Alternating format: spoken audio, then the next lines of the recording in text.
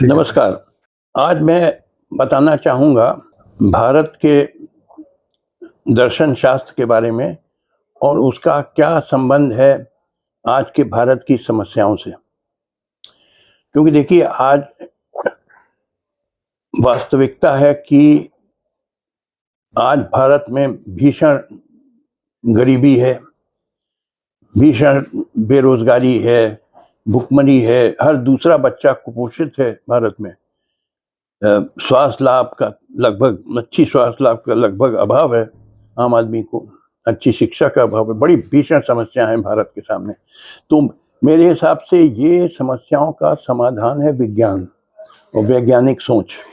क्योंकि जब तक हमारे भारत के लोगों की मानसिकता नहीं बदलेगी, आज उनके मन में 90%, मैं 100% नहीं कह रहा, 90-95% भारतीय लोगों के मन में जातिवाद, सांप्रदायिकता, जिसको मैं गोबर कहता हूँ, वो भरा हुआ।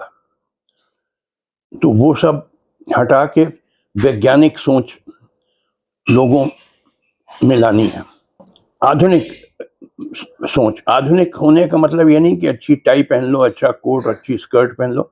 आधुनिक का मतलब है रैशनल माइंड्स, वैज्ञानिक दिमाग और एक लॉजिकल दिमाग, क्वेश्चनिंग दिमाग, हर चीज पे सवाल पूछो।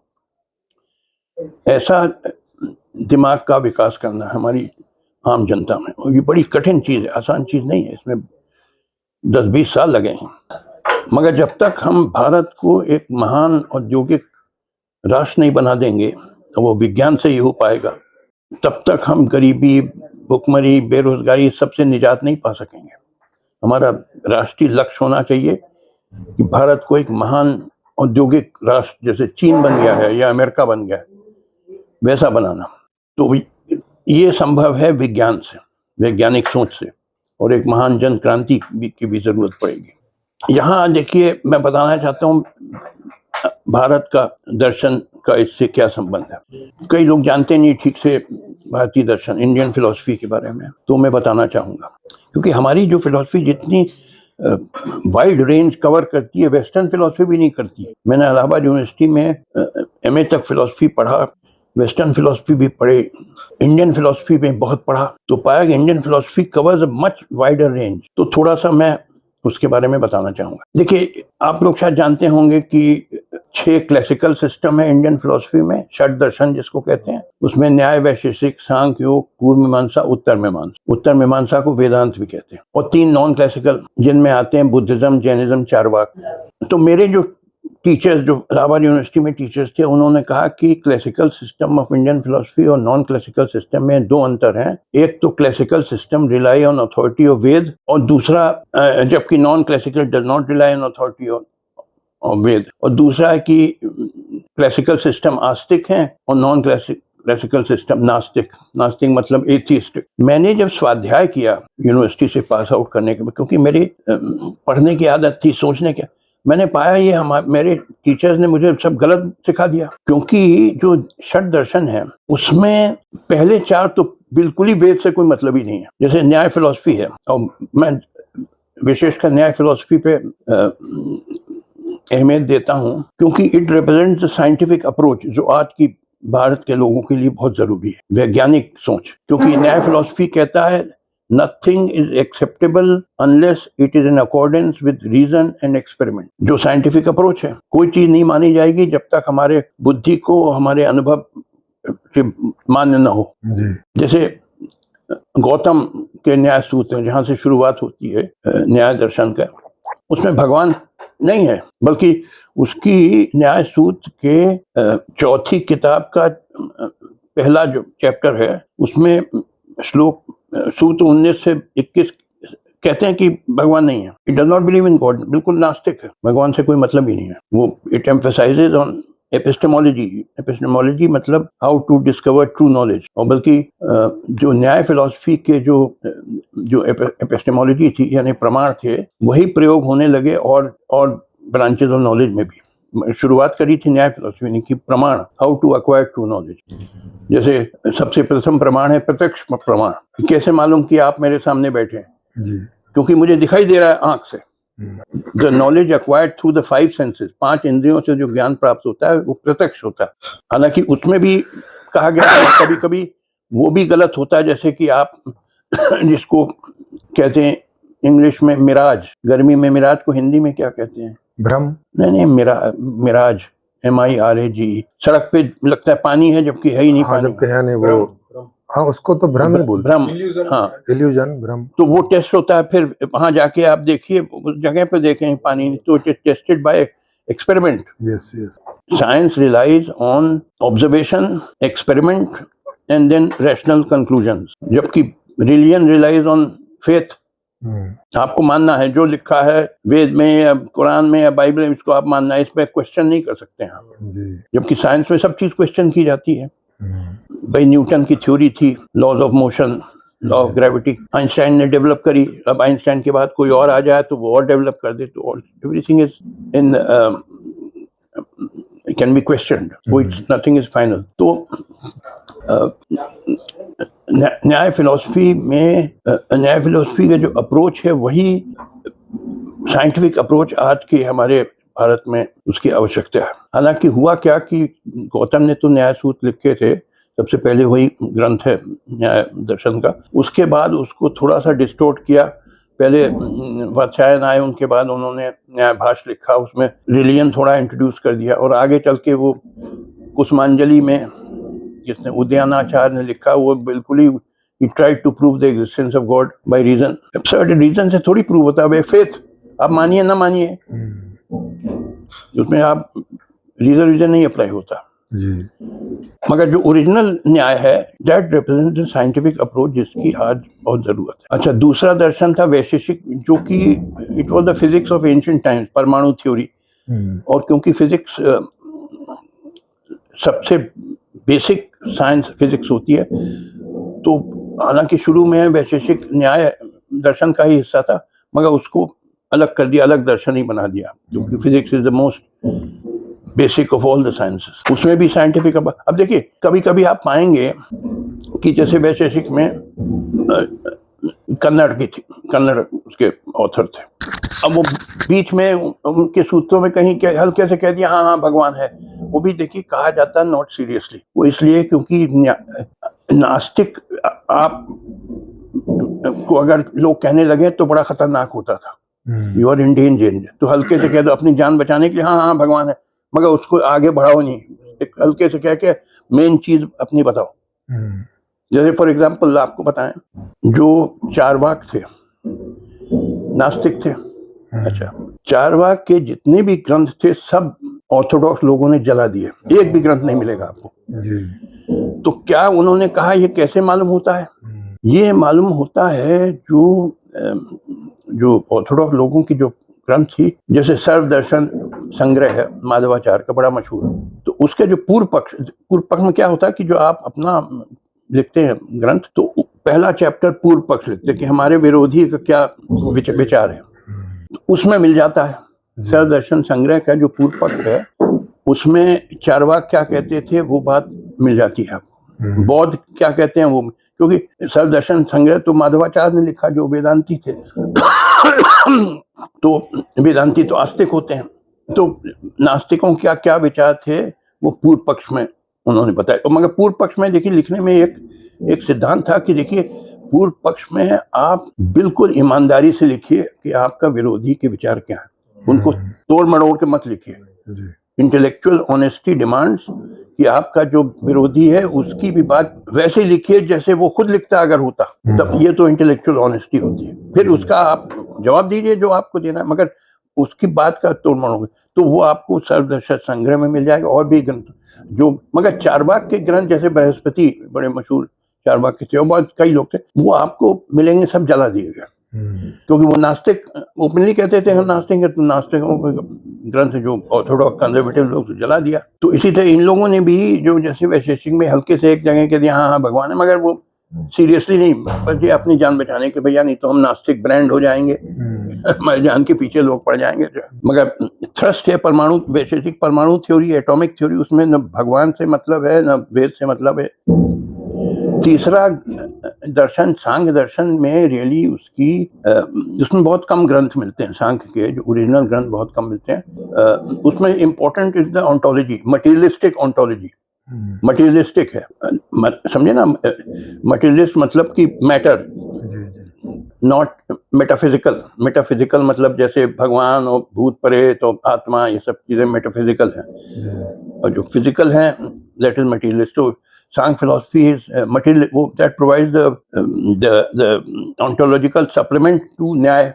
न्याय फिलॉसफी का ही एक तरीके सप्लीमेंट समझिए Samkhya philosophy, original Samkhya philosophy which provide the ontology. क्योंकि न्याय में एपिस्टेमोलॉजी पे जोर है, the means of finding true knowledge, और क्या एग्जिस्ट करता है। ऑन्टोलॉजी मतलब स्टडी ऑफ एग्जिस्टेंस। ऑन्टोलॉजी मतलब में सवाल पूछे जाते हैं, क्या एग्जिस्ट करता है, भगवान क्या एग्जिस्ट करता है, आत्मा क्या एग्जिस्ट करती है, ये दुनिया क्या एग्जिस्ट करता है, ये सब सवाल ऑन्टोलॉजी के सवाल है। तो सांख्य प्रोवाइडेड द ऑन्टोलॉजी फॉर न्याय फिलॉसफी। चौथा जो है दर्शन, योग दर्शन, उसमें भी इट इज द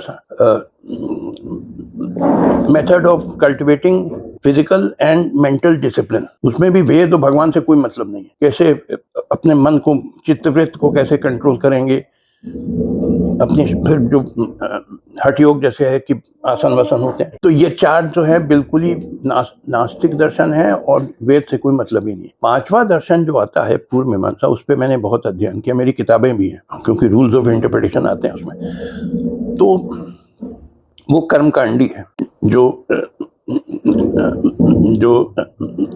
पूर्व मीमांसा है। पूर्व मीमांसा को मीमांसा भी कहते हैं इन ब्रीफ, क्योंकि उत्तर मीमांसा है वेदांत।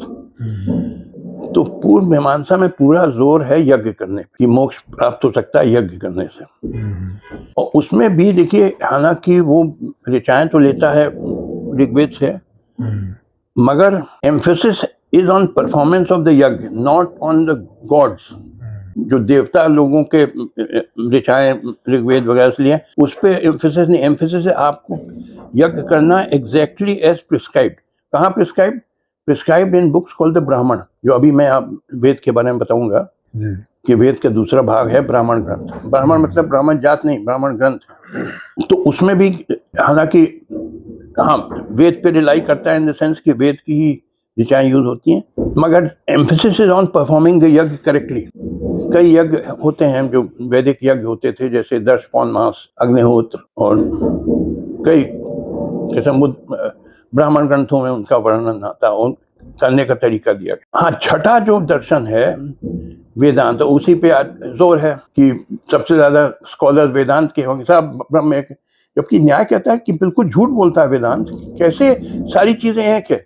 क्या आप और हम सब एक हैं? अरे आपकी जीवन फर्क रहा, मेरा जीवन, और मैं और ये प्याला और ये गिलास और टेबल सब एक हैं, तो ये गलत बात है। न्याय कहता है कि न्याय इज प्लुरलिस्टिक।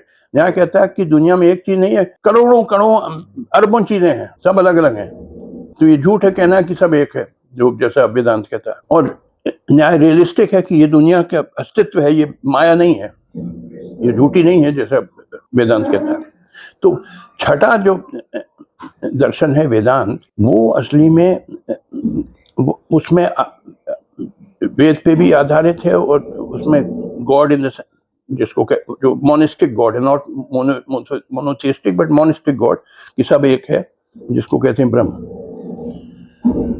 तो छठ दर्शन चार तो बिल्कुल नास्तिक हैं, पांचवा भी अर्ध नास्तिक आप कह सकते हैं, बस छठा ही है जो कि आस्तिक। तो ये जो मेरे गुरुओं ने सिखाया था मुझे यूनिवर्सिटी में कि भाई छठ दर्शन नास्तिक हैं और जो नॉन क्लासिकल नास्तिक है गलत। अब सवाल है, अब फिर दूसरी बात जो मुझे बताई गई, छठ दर्शन में वेद पे आधारित। पहले का देखिए, पहले तो आप समझिए वेद होता क्या, मालूम ही नहीं है किसी को। मैं आपको बताता हूँ। देखिए, वेद में चार हिस्से हैं। पहले को कहते हैं संहिता, दूसरे को कहते हैं ब्राह्मण, तीसरे को अरण्यक और चौथा उपनिषद। ये चारों को मिला के इसको कहते हैं वेद या श्रुति। पहला जो है, जिसको संहिता भी कहते हैं, मंत्र भी कहते हैं, उसमें 4 किताबें आती हैं, ऋग्वेद, यजुर्वेद, सामवेद, अथर्ववेद। उसमें मुख्य वेद है ऋग्वेद, क्योंकि ऋग्वेद की यानी ऋग्वेद को संगीतमय बना दिया, वो हो गया सामवेद।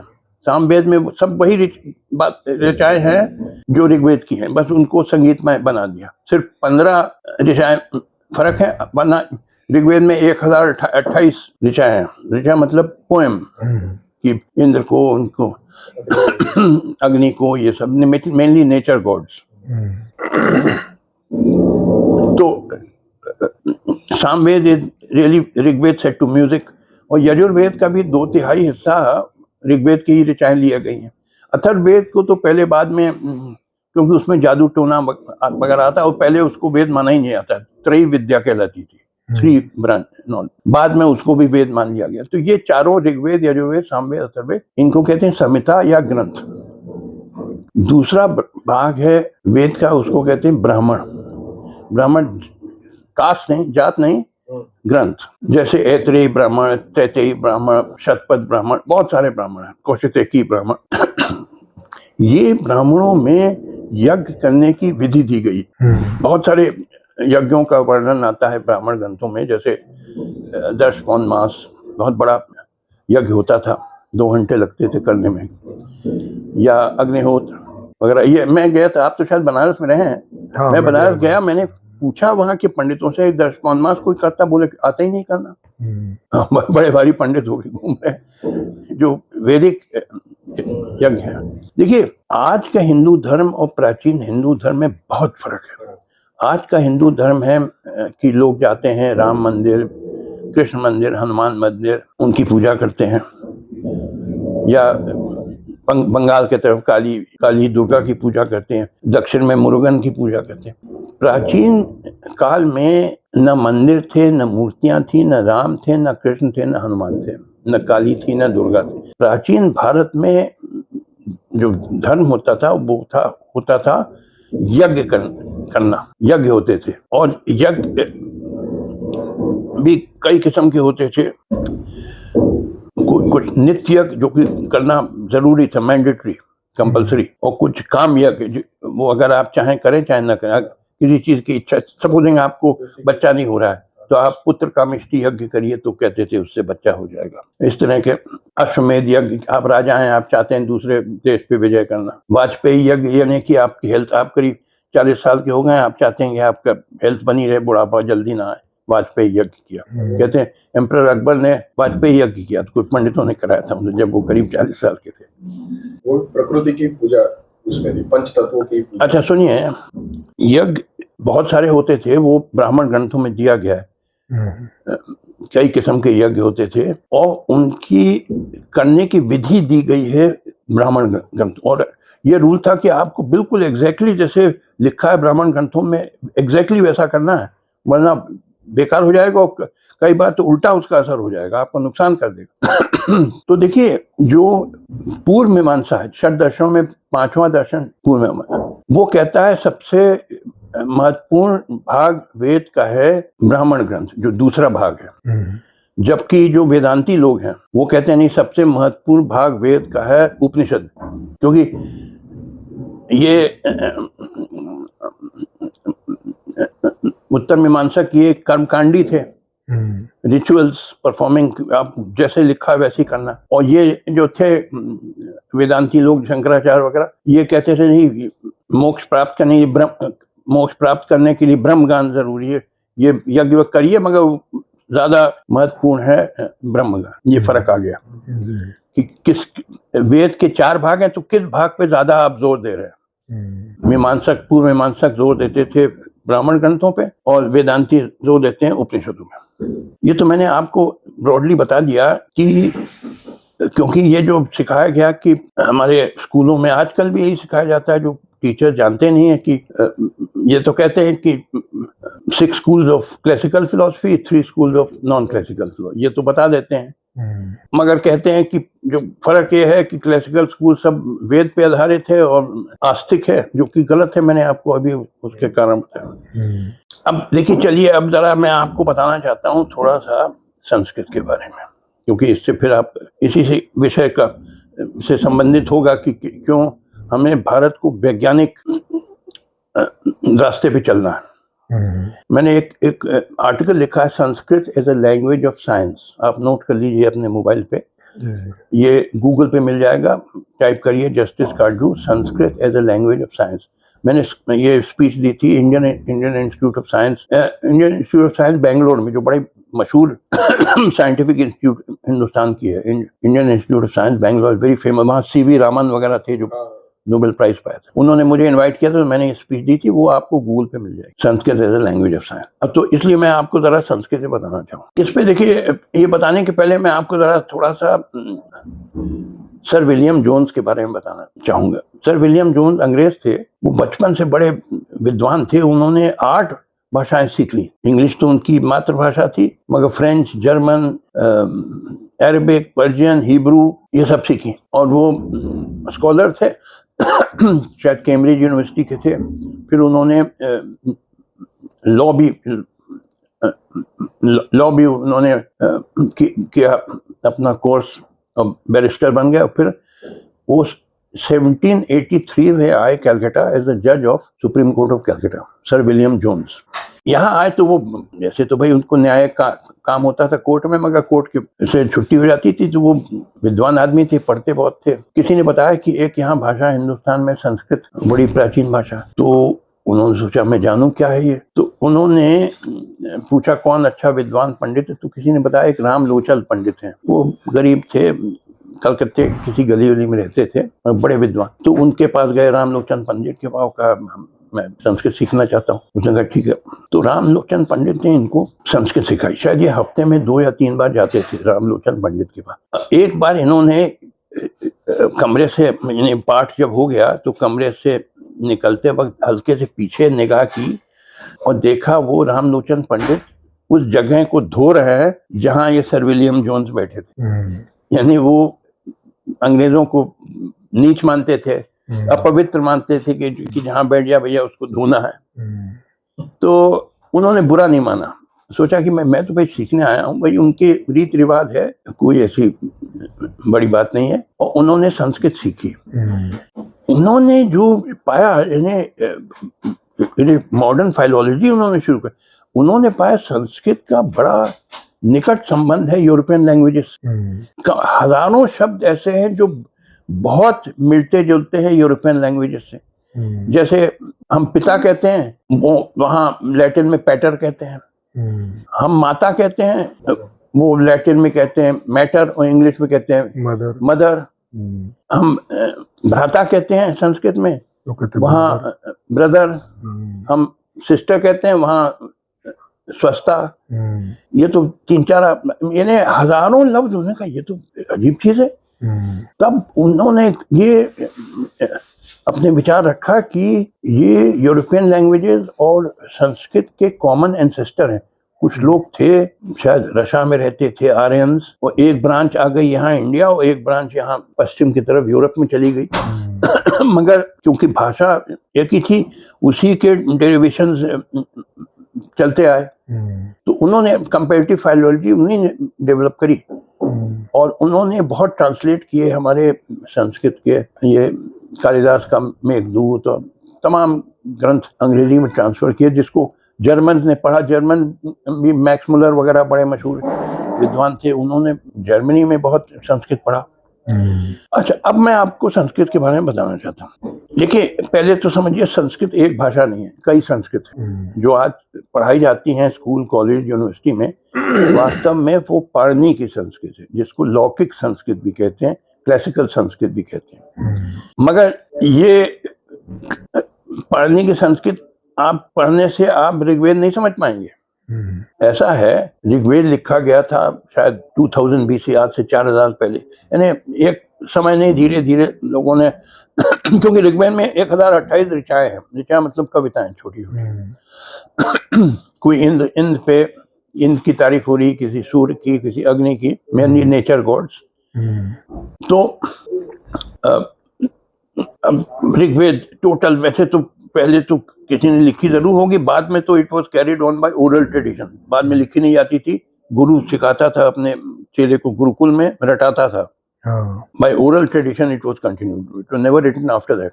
श्रुति के रूप में। मगर शुरू में तो लिखा ही होगा किसी ने। जी जी। ये लगभग अंदाज लगाइए 2000 BC या 1500 BC है। अच्छा, भाषा ऐसी चीज होती है जो समय के बीतने से बदलती जाती है। जैसे फॉर एग्जांपल शेक्सपियर जो बड़े भारी ड्रामेटिस्ट थे इंग्लिश के, उन्होंने लिखा था 16th सेंचुरी में, क्वीन एलिजाबेथ द फर्स्ट के टाइम पे थे, 1580। तो तब से अंग्रेजी भाषा बदल गई है।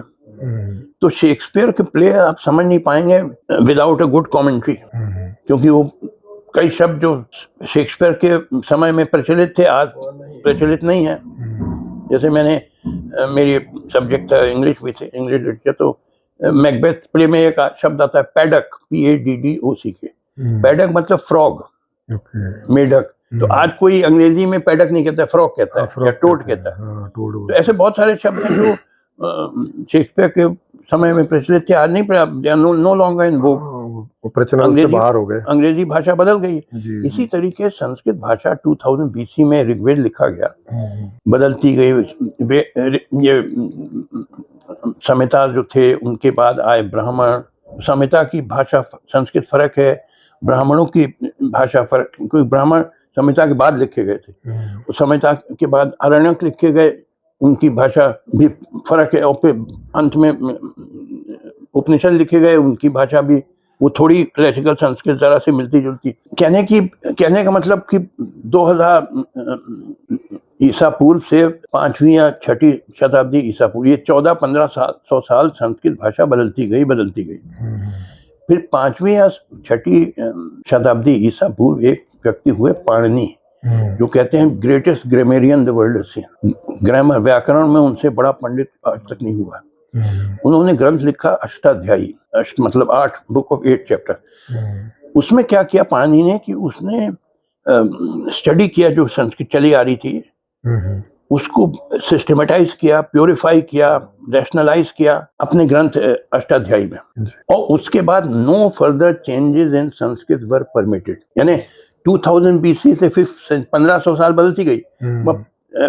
5th सेंचुरी BC के बाद no more changes were permitted, क्योंकि संस्कृत ने, पाणिनि ने बांध दी उसको, सिस्टमेटाइज करके, रैशनलाइज करके। थोड़े से चेंजेस, स्लाइट चेंजेस दो लोगों ने किया था। एक थे कात्यायन, वो भी व्याकरण के थे, उन्होंने ग्रंथ लिखा वार्तिका, वो पाणिनि के शायद 200 साल बाद थे। और कात्यायन के करीब 200 साल बाद एक हुए पतंजलि, जिन्होंने महाभाष्य लिखी। 2 पतंजलि हुए हैं, एक तो पतंजलि योग दर्शन के, ये दूसरे पतंजलि। तो इन्होंने भी जरा सा संशोधन किया पाणिनि के व्याकरण में। वरना आज भी जो पढ़ाई जाती है स्कूल, कॉलेज, यूनिवर्सिटी में, वो पाणिनि की संस्कृत, मगर उसको पढ़ने से आप ऋग्वेद नहीं समझ पाएंगे। वो प्राचीन संस्कृत है जो बदल गई।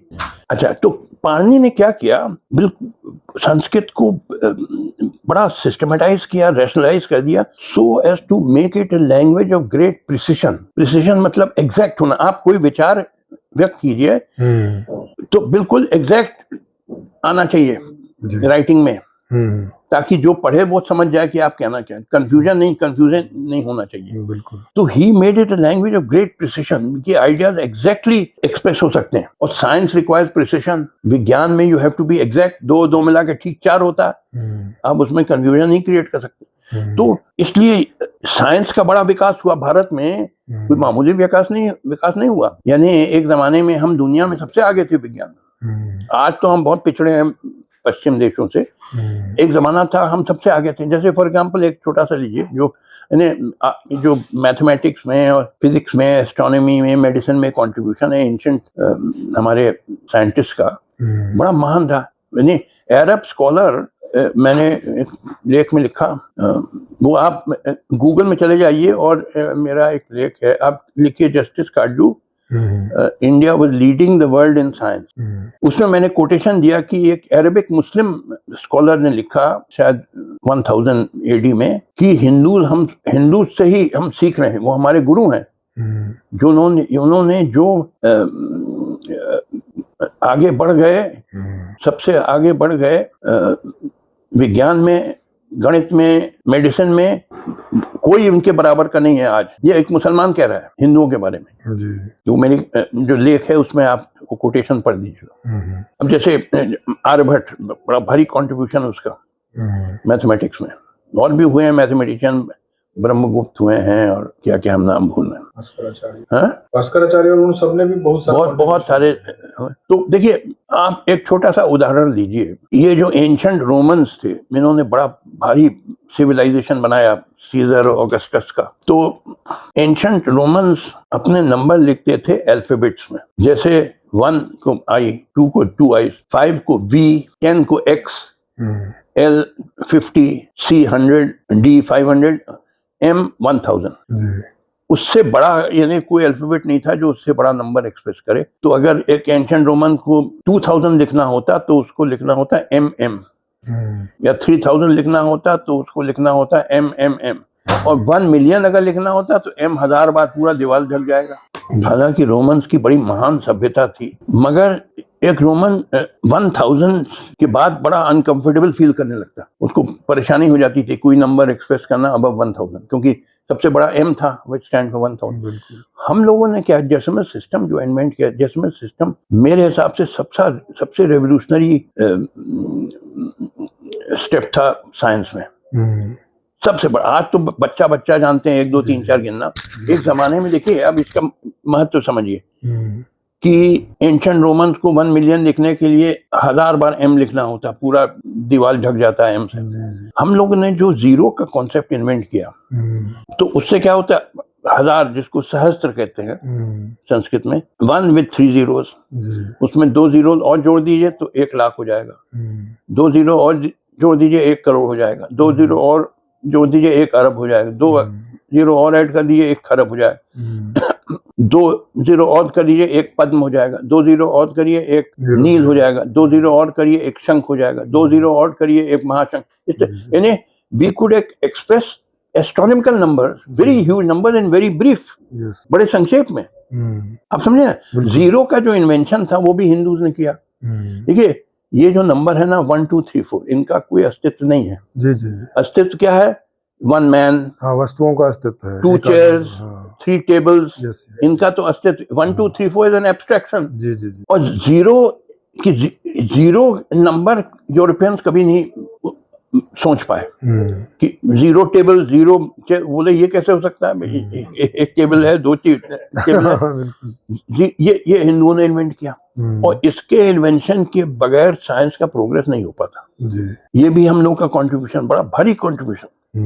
और ये सब संस्कृत में ग्रंथ होते थे, सारे जो हमारे विज्ञान के ग्रंथ थे सब संस्कृत में होते थे, in whether in mathematics, in astronomy, medicine, कई फील्ड में। शैल्य चिकित्सा और मतलब चिकित्साओं में भी काफी, चिकित्सा में देखिए चरक है। देखिए, सुश्रुत ने का जो प्लास्टिक सर्जरी का कॉन्सेप्ट उसने शुरू किया, अब देखिए करीब आज से 2000 साल पहले प्लास्टिक सर्जरी में प्लास्टिक का इस्तेमाल नहीं होता है।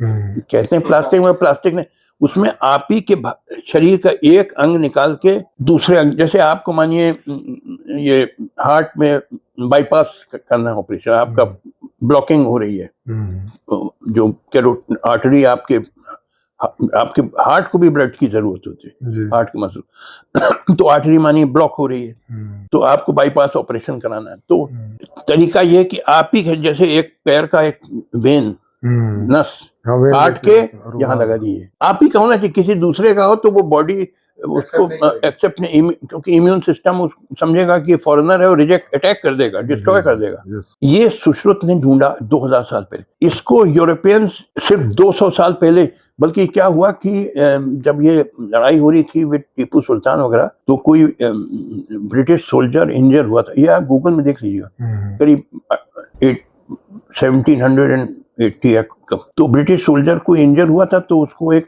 लोकल वैद्य के पास ले जाया गया। वो वैद्य ने प्लास्टिक सर्जरी करी और उसका वो ठीक हो गया। तब जाके उनको, यानी जो हम 2000 साल पहले जानते थे वो यूरोपियन आज 200 साल पहले जाने हैं।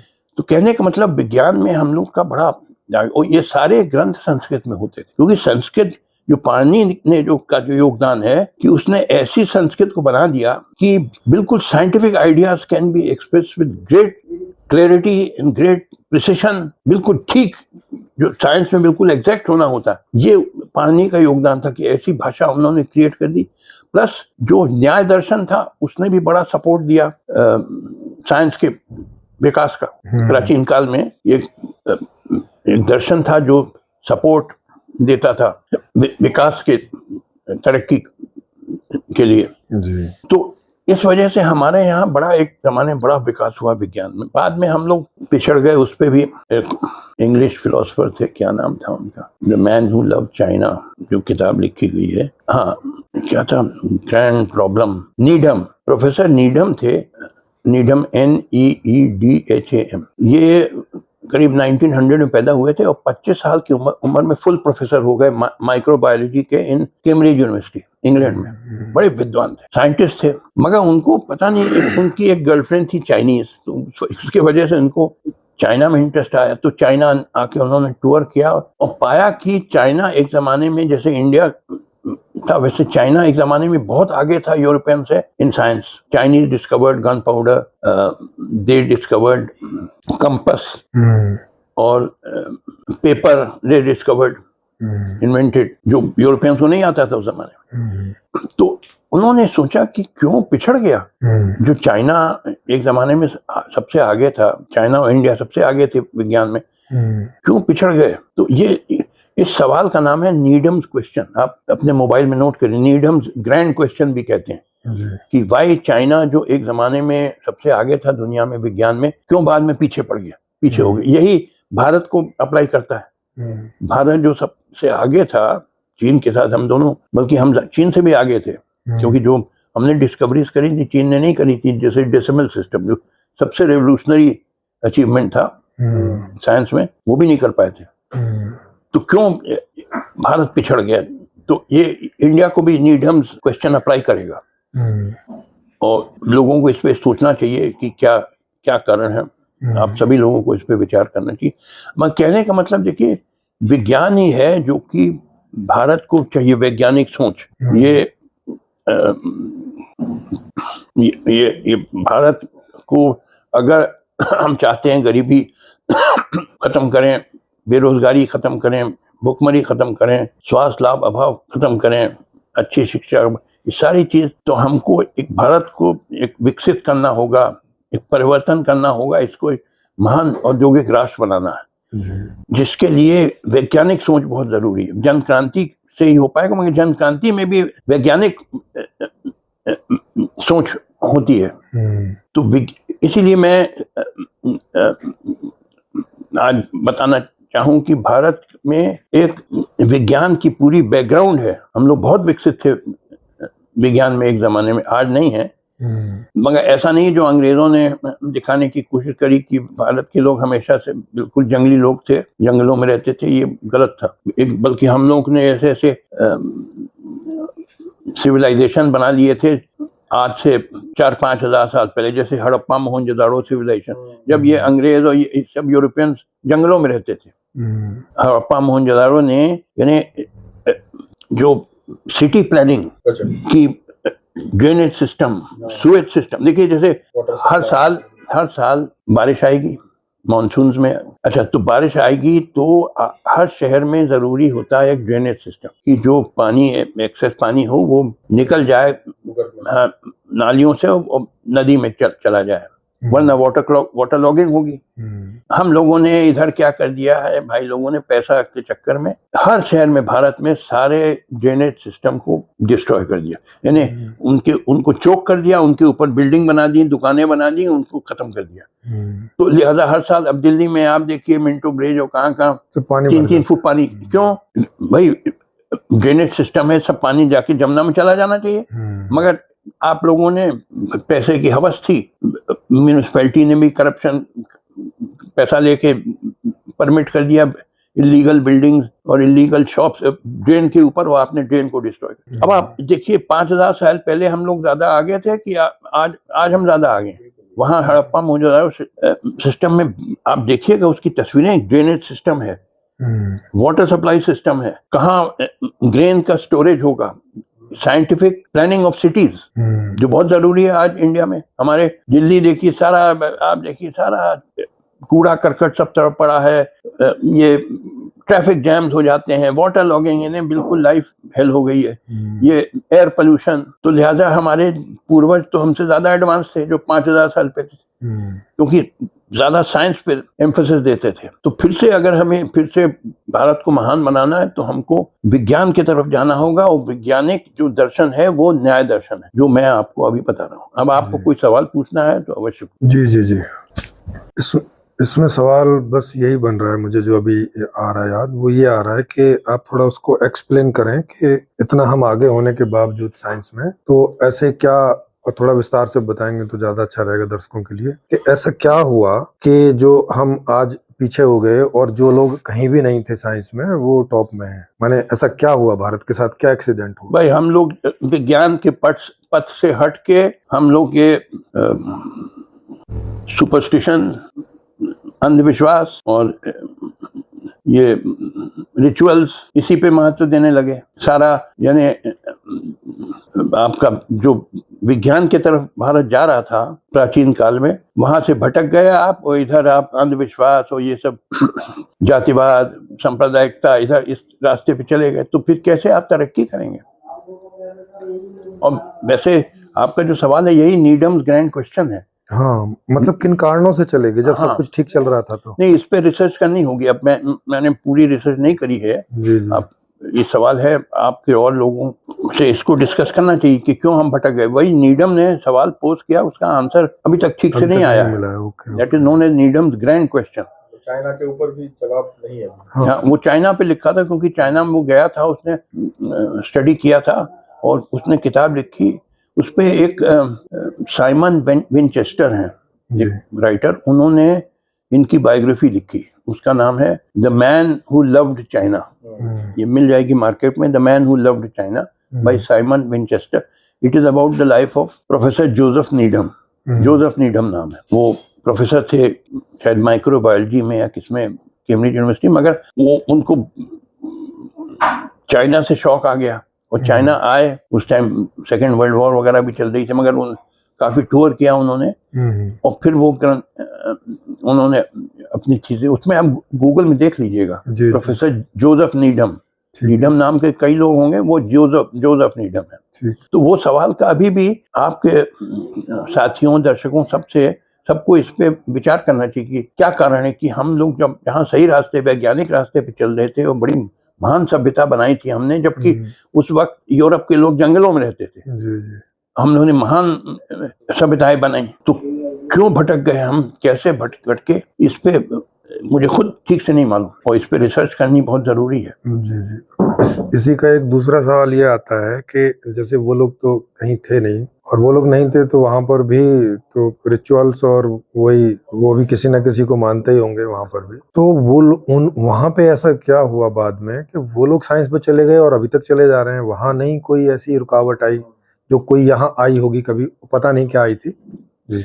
वहां पे भी था ही ना, सब कुछ था। हाँ, मतलब वो भी तो गॉड को, जीसस को। देखिए, एक विचार जो मेरे मन में आता है, हालांकि देखिए ये हो सकता है गलत विचार भी हो सकता है, जी जी। मैं खुद ही नहीं कन्विंस्ड हूँ, मगर मन में विचार ये आता है कि वेस्टर्न कंट्रीज में यहाँ डेवलप करा, हमसे आगे बढ़ गए विज्ञान में, साइंस और टेक्नोलॉजी में, जैसे इंग्लैंड, ये बड़े ठंडे मुल्क हैं। हमारा भारत बड़ा आराम की जगह है, वो ठंडा मुल्क था, तो वहाँ सर्वाइवल ज्यादा मुश्किल था, बिकॉज ऑफ इंटेंस कोल्ड, बहुत ठंडा हो जाता। तो that compelled people to progress, to survive. You have to discover some scientific methods of survival. वरना तो आप मर जाएंगे, इतनी ठंड थी। और यहाँ आए आपने एक हद तक तो तरक्की करी साइंस में, उसके बाद आप आराम करने लगे कि और मेहनत करने की क्या जरूरत है, हम खाते पीते हैं और कोई सर्वाइवल में कोई परेशानी नहीं है। वहाँ पे कोल्ड कंट्री हो सकता है, ज्योग्राफिकल रीजन जो मुझे सूझा, मगर आप लोग खुद बताइए कि मेरी विचार सही है गलत, क्योंकि मुझे खुद भी मतलब जान तो लग रही है इस विचार में, क्योंकि देवर लेवल पे तो ये सही बात, क्योंकि वो वहाँ ये वेस्टर्न कंट्रीज में ठंड बहुत पड़ती है। जी जी जी। यहाँ तो भाई देखिए, दिल्ली में minimum temperature 4 degree 5 degree centigrade आता है, वहाँ -20 डिग्री हो जाएगा। Yes yes yes. यहाँ कोल्ड है, दैट इज किलिंग कोल्ड। बिल्कुल बिल्कुल। तो उनको सर्वाइवल के लिए जरूरी पड़ गया तरक्की करना। हाँ, और वहाँ उस कपड़े उस तरह सर्दियों के दौरान में कोई वनस्पति भी ढंग से नहीं होती है, हाँ, वो तो भी हो रहा। सकता है, मगर ये भी इस पे भी विचार करना है। मैं हाँ, अंतिम मेरा इस पर भी एक काउंटर क्वेश्चन आता है, मतलब वो भी मैं पूछ लेता हूँ, अब उसको देखिए, क्योंकि जैसे अरब में बहुत गर्मी होती है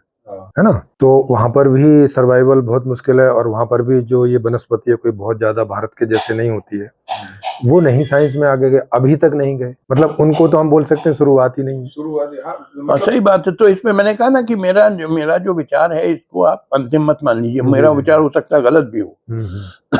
आपकी बात सही है। जी मैं खुद ही अपने विचार पे क्वेश्चन में अपने को क्वेश्चन करता रहता हूँ कि ये जो मेरा विचार है ये सही है कि गलत है। इस पे लेकिन मतलब जान लगती है, माना लॉजिक तो है हाँ उसमें। हाँ बिल्कुल। जी मैं सर्वाइवल कारण ही डिस्कवरी होती है। हाँ, नहीं वो तो है भाई, आवश्यकता ही जननी है जननी है हाँ, आविष्कार की। क्योंकि वेस्टर्न कंट्रीज एडवांस कर गए। इंग्लैंड सबसे पहला देश जो इंडस्ट्रियलाइज हुआ वो था इंग्लैंड, जी या जी इंडस्ट्रियल रेवोल्यूशन हुआ वो first half of 18th century में हुआ। जी। England was the first country in world to industrialize. उसके बाद फ्रांस और जर्मनी और देश, और फिर अमेरिका में, तो वहाँ इंडस्ट्रियल रेवोल्यूशन हुआ। हमारे यहाँ इंडस्ट्रियल रेवोल्यूशन हुआ नहीं। ये भी प्रोफेसर नीडम सवाल पूछते हैं। हाँ, और प्रोफेसर नीडम ने कहा हम्म, कि हम लोग क्या तो इंडस्ट्रियल रेवोल्यूशन हुआ। जी जी जी आपने पढ़ा होगा वो जी जी, बिल्कुल बिल्कुल, आप सही कह रहे हैं। 18th सेंचुरी में started in beginning of 18th century, और उसके बाद आज भी बढ़ता जा रहा है। आज भी बढ़ता जा रहा है। और यहाँ चाइना में उसने कहा क्यों नहीं इंडस्ट्रियल रेवोल्यूशन हुआ। हाँ, वो भी। Same question applies to India also. और एक सहयोगी क्वेश्चन ये भी आता है कि चाइना हुआ, इंडिया हुआ, ऑलमोस्ट एक जैसे वो हैं, हाँ है ना, जो हाँ, वो जो भौगोलिक भौगोलिक स्थितियां लगभग एक जैसी है, दोनों के यहाँ जनसंख्या भी ऑलमोस्ट एक जैसी है, 1400 करोड़ से ऊपर, हाँ। 140 करोड़ से ऊपर। हाँ, तो लेकिन वहां अभी 20 साल पहले ही वहां वो उठ गया, और भारत, जबकि जरूरत तो दोनों को जैसी है, माने आवश्यकता हम बोले तो यहाँ भी वैसी ही लगभग थी, वहां भी, क्योंकि दोनों की स्थिति लगभग एक ही जैसी थी। वो सरवाइव कर गया, मतलब वो पहुंच गया दुनिया की दूसरी। देखिए इस पे मैं एक अपना विचार रखना चाहता हूँ। जी, आप जी। सोचिए, देखिए मेरे हर विचार को आप मानिए मत, जी जी, हो सकता है बिल्कुल। गलत भी विचार मेरे होते हैं, कई गलत विचार मेरे। देखिए चीन में 1949 में क्रांति हुई, 1949 में revolution। उसके पहले बिल्कुल पिछड़ा था। 90-95% चीनी बिल्कुल चिथड़ों में रहते थे, भूखे, भूमिहीन वगैरह। बिल्कुल। जो लीडर्स पावर में आए 1949 में रेवोल्यूशन पर, वो बिल्कुल पेट्रियोटिक थे, मॉडर्न माइंडेड। उन्होंने तय किया हमको रैपिडली इंडस्ट्रियलाइज करना है चाइना, और कोई डेमोक्रेसी परमिट नहीं करी, और आज भी वो इंडस्ट्रियलाइजेशन बढ़ता है। यानी आप समझिए, मैं आपको बता रहा हूँ, आज पोजीशन ये है, यूएसए की जीडीपी है $31 ट्रिलियन। आप गूगल में चेकअप कर लीजिए, $31 ट्रिलियन। चाइना की हो गई है $20 ट्रिलियन। हम लोग क्लेम करते हैं $4 ट्रिलियन, वो भी मुझे बहुत शक है, क्योंकि आंकड़े तो आप कुछ भी लिख दीजिए। तो वो 6-7 गुने चीन आगे हैं, और 140 करोड़ जनता उनकी भी, हमारी, वो कहते हैं 80-90 करोड़ जनता को गरीबी रेखा से ऊपर ले आए हैं, क्योंकि वहां देखिए डेमोक्रेसी नहीं। देखिए इसीलिए मैं लोकतंत्र के खिलाफ, बिल्कुल खिलाफ, क्योंकि लोकतंत्र, देखिए एक तो थ्योरी में लोकतंत्र की बात होती है, जनरल बात, एब्स्ट्रैक्ट बात, मगर लोकतंत्र कैसे प्रैक्टिस होता है भारत में। आप जानते हैं यहाँ लोकतंत्र ज्यादातर चलता है कास्ट और कम्युनल वोट बैंक पे, 90%। आम आदमी जब वोट देने जाता है ये नहीं देखता है कि उम्मीदवार अच्छा आदमी है, बुरा है, पढ़ा लिखा, अनपढ़, क्रिमिनल, नॉन क्रिमिनल, सीधे सीधे भेड़ बकरी जैसे जात पे वोट डाल देता है 90%, 100% मैं नहीं कह रहा। फूलन देवी जो डकैत थी, कितने 20 लोगों को मार डाला, वो इलेक्ट हो गई, लोकसभा की एमपी हो गई, क्योंकि पिछड़ी जात की थी। ये 2024 का जो चुनाव हुआ लोकसभा का, उसमें ये आप गूगल में चेकअप, 48%, ऑलमोस्ट 50% लोग जो एमपी इलेक्ट हुए वो क्रिमिनल्स हैं, उनका बड़ा क्रिमिनल बैकग्राउंड है। तो अब देखिए, तो इसका मतलब क्या, कि इसका मतलब कि जो वोटर वोट देने जाता है ये नहीं देखता है कि उम्मीदवार क्रिमिनल है कि नॉन क्रिमिनल, वो देखता है उसकी जात बिरादरी। कास्टिज्म और कम्युनलिज्म पे चलती है आपकी, और कास्टिज्म और कम्युनलिज्म तो फ्यूडल फोर्सेस हैं, सामंती शक्तियां, इनका विनाश किए बगैर देश तरक्की नहीं कर सकता। मगर हमारा लोकतंत्र इनको और मजबूत करता है, क्योंकि इसी पे चलता है। बिल्कुल। जो हमारे नेता इलेक्शन लोग, सिस्टम इसी पे निर्भर कर रहा है। हाँ, अब जो हमारे नेता लोग हैं एक्सपर्ट्स हैं इस पे, to polarise society and incite hatred on caste and, क्योंकि इसी पे इलेक्शन लड़ा। और हमारे यहाँ देखिए 28 स्टेट है और 8 यूनियन टेरिटरी है, जी जी। कहीं ना कहीं चुनाव होता रहता है या तैयारियां होती रहती हैं, यानी हमेशा चुनाव का माहौल बना रहता है। और चुनाव जीतने का तरीका है कि नफरत फैलाओ, कास्ट है रिलीजन के बेसिस पे पोलराइज करो सोसाइटी को। तो कैसे तरक्की करेगा देश?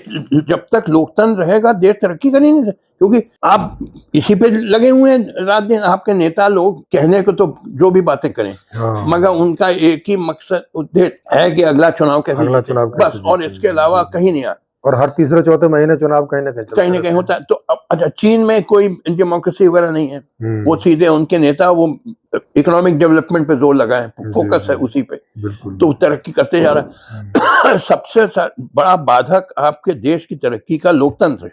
जी जी, क्योंकि ये चलता है या तो बिरादरी पे। बिल्कुल जो लोग देखिए, लोकतंत्र की कई लोग चिल्लाते रहते हैं। मैंने कहा देखिए, ये लोकतंत्र और फ्रीडम, ये डेमोक्रेसी फ्रीडम जो शब्द है, they can only be a means to an end, they can not be an end in themselves. The end has to be raising the standard of living of people and giving people better lives. अगर लोकतंत्र इसको मदद करता है, लोगों की जिंदगी बेहतर करता है, तो अच्छी चीज है। मगर यहाँ तो उल्टा करता है, क्योंकि लोकतंत्र जातिवाद और सांप्रदायिकता को बढ़ाता है। बिल्कुल। मुझसे पूछा गया, एक इंटरव्यू हुई, एक जर्नलिस्ट ने मेरी इंटरव्यू ली जब ये बिहार में चुनाव होने वाला था। वो बड़ी शोर मचा, सारे टीवी चैनल और यूट्यूब में आ रहा था कि वोट चोरी, और वो SIR है, स्पेशल इन्वेस्टिगेटिव रिवीजन या क्या कहते हैं, और वो इलेक्शन कमीशन ने धांधलीबाजी कर दी है। तो मुझसे पूछा गया, वो जो जर्नलिस्ट थी, कि आपका क्या है विचार है वोट चोरी का। मैंने कहा और वोट चोरी होनी चाहिए, सारे वोट चोरी। तुम वोट देने लायक नहीं हो। देखा भी करोगे क्या, दोगे उल्टी सीधी जगह चोरी करो, वो चाहे चोरी करना चाहे। नहीं, मानिए चोरी ना हो, मानिए चोरी ना हो, ठीक से चुनाव हो, फिर भी आप वोट देंगे अपनी जात पे, बिरादरी पे, तो क्या फर्क पड़ेगा? बिल्कुल। मैंने कहा देखिए, मानिए कोई वोट चोरी बिहार में ना होती, सपोज अधिक से अधिक ये हो जाता कि नीतीश कुमार के बजाय तेजस्वी यादव हो जाते चीफ मिनिस्टर, तो क्या उससे आम बिहारी की जीवन स्तर ऊपर बढ़ता? नहीं, कुछ लोग गरीबी हटती। मैंने कहा, ये तो मैंने कहा कि देखिए, रामायण में है कि जब राजा दशरथ बुजुर्ग हो गए थे, वो चाहते थे अपना उत्तराधिकारी नियुक्त करना, तो कैकेयी चाहती कि उनका बेटा भरत हो जाए अगला राजा, और राम थे कौशल्या के बेटे। तो मंथरा जो दासी थी कैकेयी की, वो आई कैकेयी के पास, बोली, कोई नृप होए हमें कहानी, चेरी छाड़ का होए बनानी। ये तुलसीदास के रामचरितमानस। यानी चाहे राम हो राजा या भरत हो राजा, मुझे क्या फर्क पड़ता, मैं तो दासी की दासी रहूंगी। क्या राम या के राजा होने से या भरत के राजा होने से क्या मैं रानी हो जाऊंगी? चेरी मतलब दासी, चेरी छाड़ का होए बना, क्या मैं हो जाऊंगी रानी? तो मुझे क्या तो चाहे नीतीश कुमार चीफ मिनिस्टर हो, चाहे तेजस्वी यादव चीफ मिनिस्टर हो, बिहार की जनता तो मंथरा जैसे दासी की दासी रहेगी। बिल्कुल। तो ये लीडरशिप चेंज हो जाएगा एटमोस्ट, आम जनता का जीवन स्तर का। तो मेरे कहने का मतलब कि ये जो बहुत चिल्लाते हैं लोग फ्रीडम और डेमोक्रेसी, मैंने कहा आपको फ्रीडम नहीं, आप फ्रीडम के लायक नहीं है। 90% लोग जो भारत में रहते हैं, इनको आजादी, ये 5 साल के बच्चे के जैसे उनका दिमाग है, जातिवाद और सांप्रदायिकता से भरा हुआ। आप 5 साल के बच्चे को स्वतंत्र आजादी देंगे? वो हर बच्चा चाहता है खेलना, आपको जबरदस्ती कि नहीं तुम्हें स्कूल जाना है, you can't give him freedom.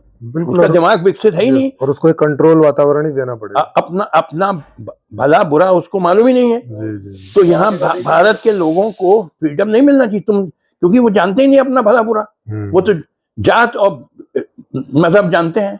बिल्कुल। अब वहां पे एक टर्की में पहले होते थे सुल्तान और खलीफा, वो बिल्कुल सामंती सोच के थे। उन्होंने टर्की को बिल्कुल पिछड़ा रखा था, जिसकी वजह से इंग्लैंड और फ्रांस उन पे बहुत हावी हो गए थे। And Turkey was called the sick man of Europe. तो एक टर्किश जनरल था मुस्तफा कमाल, उसने देखा हमारा देश इतना पिछड़ा है, क्योंकि हम लोग आधुनिक हुए नहीं है। उसने सुल्तान और खलीफा को हटा दिया। आर्मी जनरल था, उसने हटा दिया और उसने मॉडर्नाइज किया टर्की को।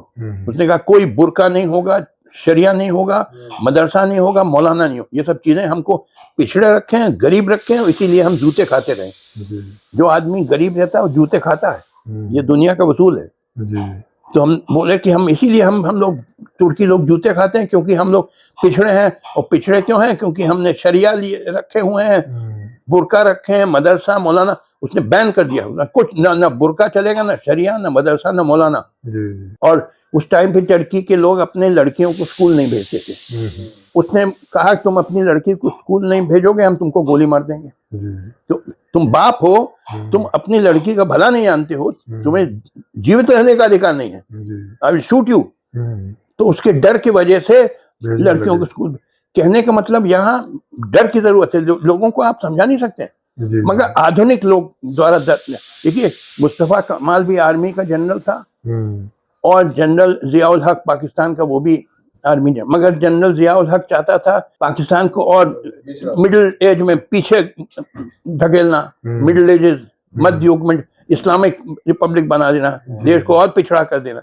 जबकि मुस्तफा कमाल अटाटर्क वो भी आर्मी जनरल था, मगर वो मॉडर्नाइज करना चाहता था। तो आपको एक मॉडर्न माइंडेड डिक्टेटर चाहिए इस कंट्री में। मॉडर्न माइंडेड डिक्टेटर, ये डेमोक्रेसी नहीं चल पाएगी, क्योंकि आपके लोग लायक नहीं है डेमोक्रेसी के। Democracy requires people with rational minds, जिनकी विकसित बुद्धि हो। ऐसे ही लोगों के यहाँ डेमोक्रेसी चल सकती है। आप क्या कैसे चलेगी जब आपके खोपड़े में गोबर भरा हुआ है, जातिवाद और सांप्रदायिकता का गोबर भरा हुआ है। आपको वोट देने का हक नहीं होना चाहिए, आप लायक नहीं है वोट देने के। यही मैंने कहा उस इंटरव्यू में कि आप चिल्ला रहे, सारे लोग हिंदुस्तान चिल्ला रहे हैं वोट चोरी वोट। मैंने कहा सब वोट, अरे वोट देने से फर्क क्या पड़ेगा? मानिए वोट चोरी ना हो तो आप फिर भी इंजाज बिरादरी पे वोट देंगे। यस, उसी पे दे रहे हैं। तो लिहाजा मैं I am not in favour of democracy. और पूछिए क्या पूछना। अभी एक सवाल आ रहा है भाषा पर कि इतनी भाषा प्रसारित हो गई थी और उस समय इतने सारे साइंटिस्ट भी उभर रहे थे, तो सीधी सी बात है कि इसका प्रचलन रहा होगा, वहाँ विद्यालयों में पढ़ाई जाती होगी। तो फिर अचानक क्या हुआ कि ये भाषा ही पैदा हो गई? मतलब कौन सी भाषा? संस्कृत। नहीं, देखिए ऐसा था, हम आपको बताते हैं जी। पहले यूनिवर्सल एजुकेशन यानी सब लोगों को शिक्षित करना संभव नहीं था, क्योंकि इतने साधन नहीं थे, इतनी रिसोर्सेज नहीं थे। आज तो भाई रिसोर्सेज हो गए, सबको यूनिवर्सल है। उस जमाने में बेसिकली सिर्फ ब्राह्मण बच्चों को शिक्षा दी जाती थी और उनको 5 साल का, आप ब्राह्मण है, आपका बच्चा लड़का 5 साल का, आपने उसको एक गुरुकुल में भेज दिया।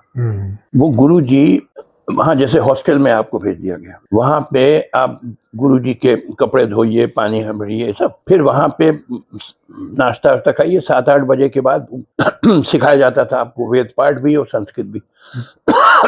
तो बेसिकली जो एजुकेटेड क्लास थी इंडिया में पहले, दे वर ब्राह्मण्स। जैसे यूरोप में educated class were the priests, जो पादरी लोग, उनकी भाषा लैटिन होती थी।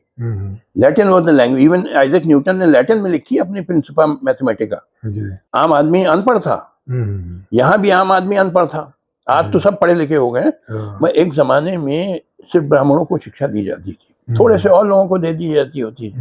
तो ये Sanskrit was basically limited to a few people, क्योंकि सबको आप शिक्षा नहीं दे सकते हैं। आपके पास इतने भाई एक स्कूल में बड़े खर्चे लगते हैं, सैलरी देनी है टीचर्स की, बिल्डिंग बनानी है, तो इतना उस जमाने में सामंती युग में इतना धन होता नहीं था। तो आपका सवाल क्या था? हाँ, मेरा सवाल वही था कि जब ये इतनी प्रिसाइज थी और इससे इतने फायदे भी उठा रहे थे कि इसकी वजह से साइंस भी डेवलप हो रही थी और फॉर्मुलेटेड थी, और उस साइंस का लोग टेक्नोलॉजी के रूप में लाभ भी ले रहे होंगे, तो वो फिर अपने बच्चों को भेज भी रहे होंगे जितना भी अवेलेबल होगा पढ़ाई करने के लिए। तो ये भाषा जनमानस में पहुंची नहीं। जनमानस की नहीं थी, ये तो ब्राह्मणों के लिए थी। हाँ, तो यही ये भाषा देखिए, शुरू में सब लोग संस्कृत में बात करते होंगे। देखिए यूरोप में जो only educated class were the clergy. Clergy मतलब पादरी, प्रीस्ट, रोमन कैथोलिक प्रीस्ट, और उनकी भाषा लैटिन होती थी। और बल्कि बाद में चल के भी जो और लोग भी पढ़ते लिखते थे, वो भी लैटिन मतलब लिंगुआ फ्रैंका, कम्युनिकेशन की भाषा होती थी। तो आम 90-95% यूरोप में भी अनपढ़ थे, जी जी। सिर्फ प्रीस्ट थे और थोड़े से और लोगों को भी थोड़ा धीरे धीरे एजुकेशन दिया गया, मगर basically it was the priest who were the educated class. तो यहाँ प्रीस्ट व ब्राह्मण्स, तो ये limited number of Brahmins Hindustan के 5-7% होंगे टोटल, तो it was limited to Brahmins basically. Okay. तो इसीलिए आज भी देखिए, क्योंकि ब्राह्मणों को एडवांस मिल गया, because they were educated of course in Sanskrit, इसी वजह से क्योंकि पढ़े लिखे थे तो आगे बढ़ गए। आज भी आगे हैं बहुत सारे ब्राह्मण। जी जी। बाद में उन्होंने अंग्रेजी सीखी और आगे बढ़ गए। अब वो वहाँ पे, मैं मद्रास में चीफ जस्टिस था, वहाँ ब्राह्मणों के खिलाफ विरोध था, अभी भी है। ब्राह्मण टोटल वहाँ आबादी के 3% है, मगर बड़े हाई पोस्ट ऑक्यूपाई एक जमाने में ऑलमोस्ट जितने भारतीय हाई कोर्ट जज, बहुत तो अंग्रेज इंग्लैंड से आते थे, मगर इंडियन हाई कोर्ट जजेस इन मद्रास हाई कोर्ट वो ब्राह्मण्स, अय्यर, अयंगर और ICS में भी, क्योंकि not because they are superior but because historically they got a advance because they had traditionally been the educated class। समझे आप? क्योंकि देखिए फ्यूडल टाइम में भी हालांकि मेन पेशा तो खेती होती थी, 90% लोग खेती में लगे थे, मगर एक छोटी सी एक तबका था जो ये मेंटल वर्क भी करता था, जो दे वर मेनली ब्राह्मण्स। तो इसलिए उनको अपने आर्थिक आवश्यकताओं की कोई परेशानी नहीं थी और लोग उनको दे देते थे खाने पीने का, तो वो लगे रहते थे पढ़ने लिखने में। अब जैसे फॉर एग्जांपल एक कहानी, अब ये इट में भी जस्ट अ स्टोरी। वाचस्पति मिश्रा थे बिहार के, उनके यानी 16th सेंचुरी में थे शायद, आज से 500-600 साल पहले। One of the greatest scholars India has produced, Vachaspati Mishra. उनके ओरिजिनल कंट्रीब्यूशन है in philosophy, in grammar, in logic, कई ब्रांचेस में वाचस्पति मिश्रा का बड़े विद्वान आदमी थे। तो अब कहानी है, हो सकता है कहानी की वो बचपन से ही पढ़ना लिखना करते रहते थे, सवेरे नाश्ता खाया, पढ़ना लिखना शुरू कर दिया। दिन में नौकर, उनकी बीवी अंदर से पत्नी अंदर से खाना भेज देती थी, वो नौकर लाता था, वो खा के फिर पढ़ना लिखना। ऐसा करते करते एक बार वो करीब 70 साल के हुए। तो एक दिन जो नौकर लाया वो ठीक नहीं था, तो उन्होंने कहा कि ये तो ठीक नहीं खाना। नौकर ने कहा आपकी पत्नी आज बीमार है दीपिका। बोले अरे मैं शादीशुदा हूँ। अच्छा, उनकी शादी हुई थी जब 15 साल या 14-15 साल के थे, और भूल गया कि मैं शादीशुदा। तब वो ले आई, तब वो अपनी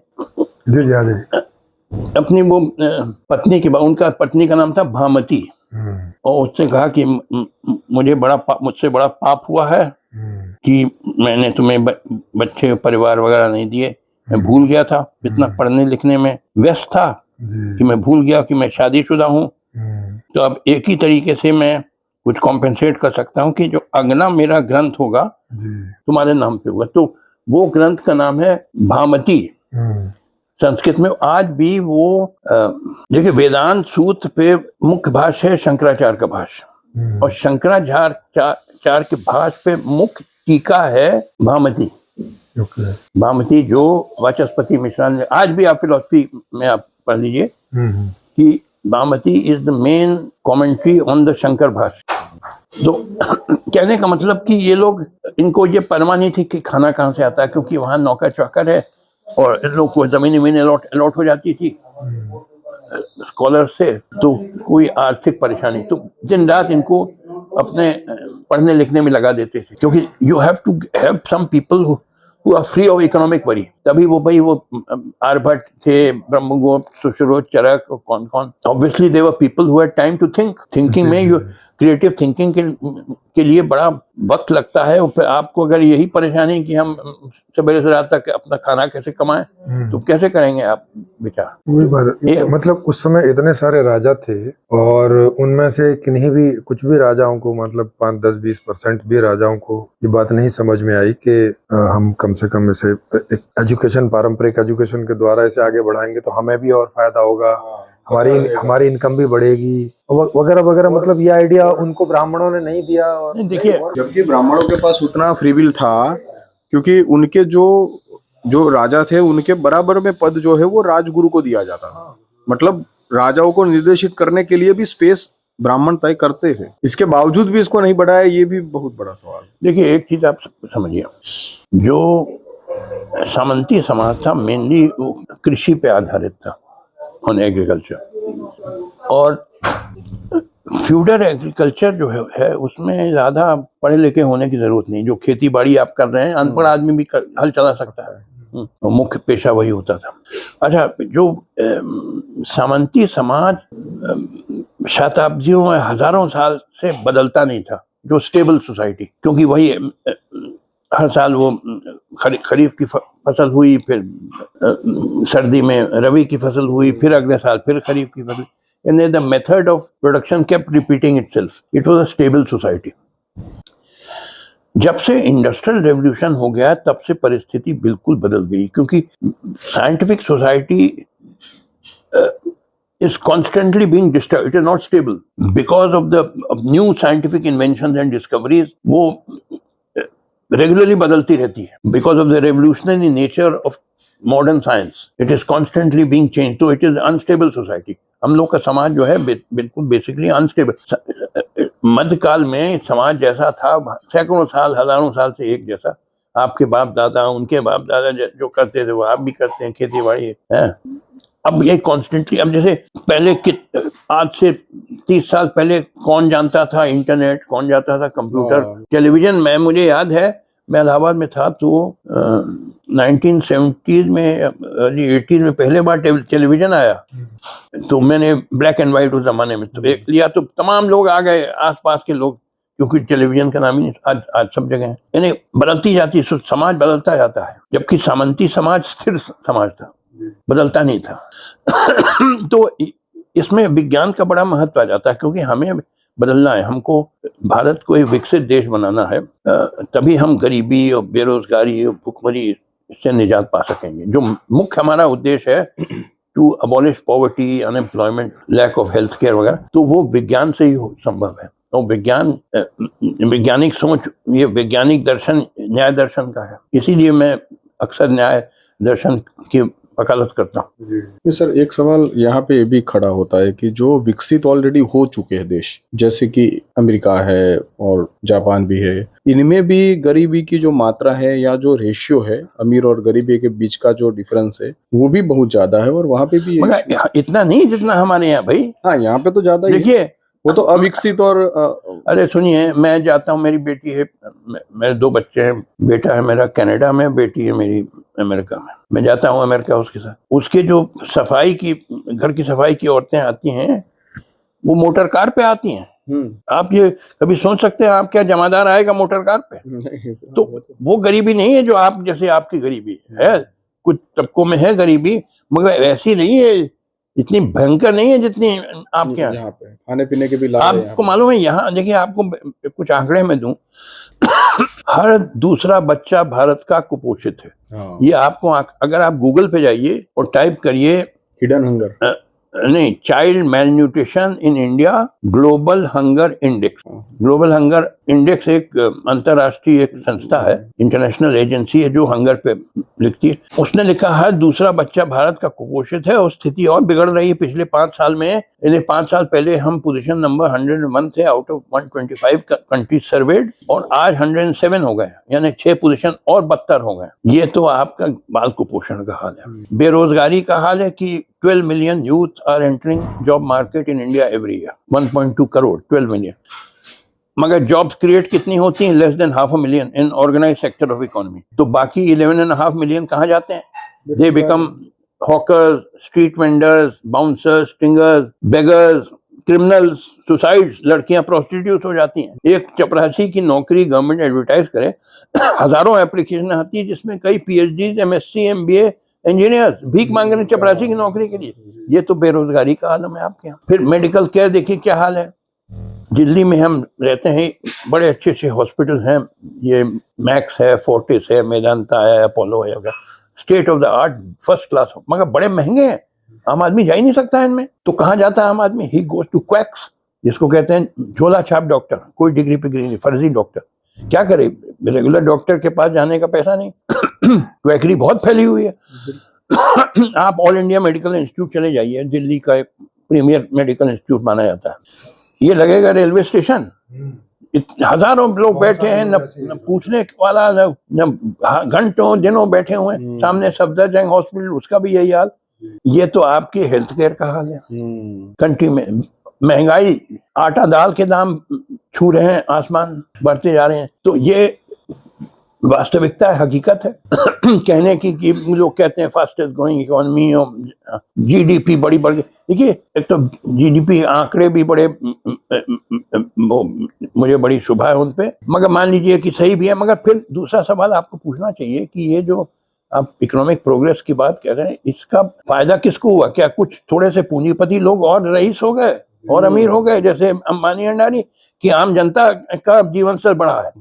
Who has got the fruits of this economic growth? Only a handful of big businessmen or the common man? ये सवाल आप कभी नहीं पूछेंगे। ये उसमें आता ही है, जो ऑक्सफैम की रिपोर्ट है वो ये बोलती है कि उसमें से 73%, 1% की जेब में जा रहा है ये जो लाभ है, ये जो लाभ है, और केवल 27% है जो 99% लोगों के पास जा रहा है। देखिए, इतना डिफरेंस है। 7 और 8 इंडिविजुअल्स, 7-8 व्यक्ति हैं भारत के, जिनके पास इतना धन है जो भारत की 143 करोड़ जनता के आधी, नीचे की आधी जनता के पास है। जी जी। 7-8 individuals own as much wealth as the bottom half of India's 143 crore people। बिल्कुल बिल्कुल सही तो कह रहे हैं। खाई कितनी बढ़ गई है, बहुत बढ़ गई है।